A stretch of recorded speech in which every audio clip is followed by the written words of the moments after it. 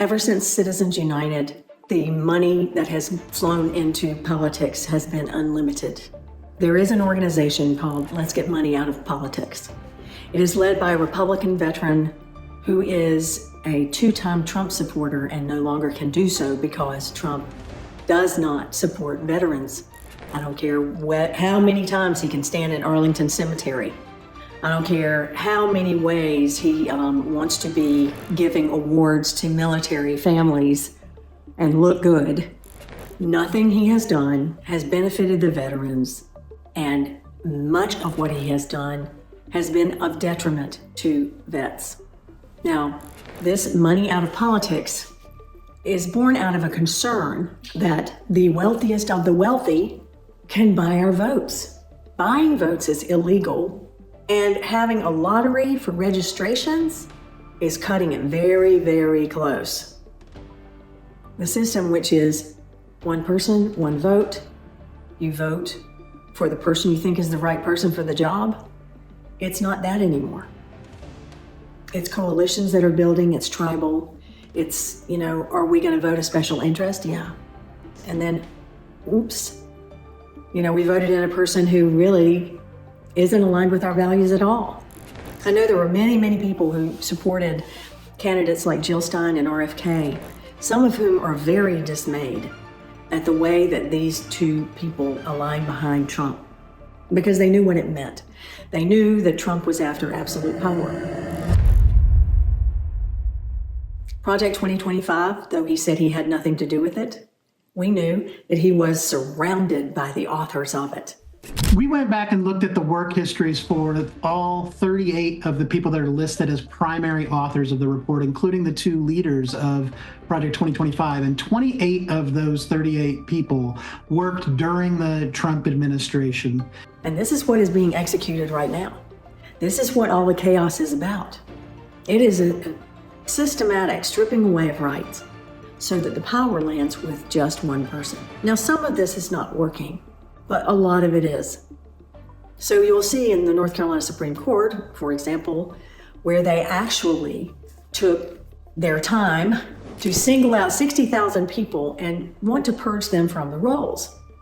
A lot of those are military families or military service people who were overseas fighting for our country, but they still wanted to exercise their right to vote, of course. Why wouldn't they?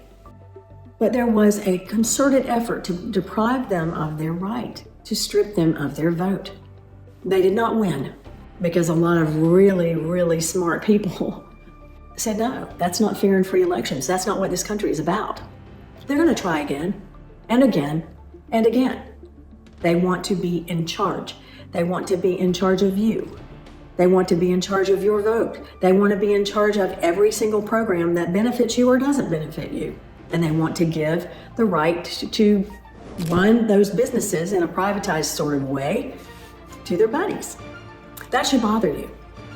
But you see, you're believing them when they say they weren't a part of Project 2025. You believed them when they said they were going to reduce prices, and now when they're saying prices are going down, you're not bothering to look at your experience of that, because your experience of that is prices are going up. But you want to believe what they're saying instead of what is actually happening. Now, I'm told that there is a movement to get money out of politics, that it's not just a protest. I believe the date is July 27th. And on that date, people across the country are going to assemble. And I'm told that there is legislation behind this movement. The movement is to appeal or overturn Citizens United, because ever since Citizens United became a thing, money has been unlimited in its flow into elections. And you know this, how much money has been spent on elections. But if you look at the graph, you'll see that by and large, more money, like millions more, potentially billions more, has been spent by the Republican Party. And Soros, who is the largest contributor on the Democratic side, his numbers come from 2 years, more than 1 year. In Pennsylvania, at least, And I think in Wisconsin and several other states in the last election offered up a lottery for registrations. Basically, what you can do from then on is potentially vote for that person. Offering $1 million for registrations, offering $1 million for votes. It's yet another reason why we need to get money out of politics. Because it's just too easy for someone to choose, particularly if they're in a poverty cycle, to choose money for votes. We have that operating on a much larger scale too, when our president accepts gifts from foreign countries. That is blatantly illegal. And he is doing it and getting away with it because he knows the courts take a while to handle these things. And the Attorney General, Pam Bondi, is turning a blind eye to this and giving him carte blanche to do whatever he wants, pretty much. The people he's surrounding himself with do not challenge him. It's tragic because, in a way, our elections are being bought because the way that misinformation has been spread there's no truth in advertising. There's no demand that the networks give opposing views or equal time to opposing views. That used to happen. The Fair Information Act, I believe. It doesn't happen anymore. And so if you have unlimited money, you have unlimited messaging time. You can dominate the airwaves. It's very easy to get locked into something and not question it.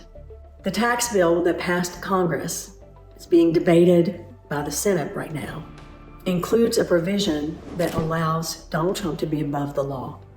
But with unlimited power, there is no check or balance. So I'm going to ask you to question what you hear, to really do your own fact checking. And I know that this appeal will only appeal to a handful of you. But we do need to get money out of politics because it is warping what is happening in our government.